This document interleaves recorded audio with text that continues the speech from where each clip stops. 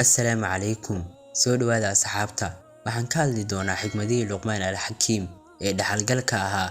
Haddii aad salaad tukanaysid, ka taxadir qalbigaaga. Ka dhig qalbigaaga qalbi Alle subxaanahu wa tacaala mid u khushuucsan. Haddii aad wax cunayso, ka taxadir waxa aad dhuunta marinayso. Iska ilaali inaad wax xaaraan cunto.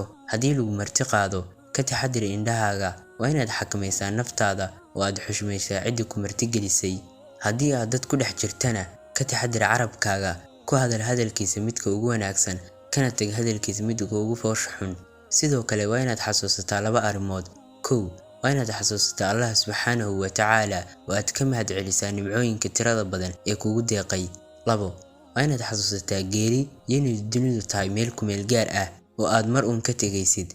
Sidoo kale waa inaad iska ilowdaa laba arrimood. Kow, waa inaad iska ilowdaa wax waliba oo wanaag ah oo cid kale u gashay ama u samaysay.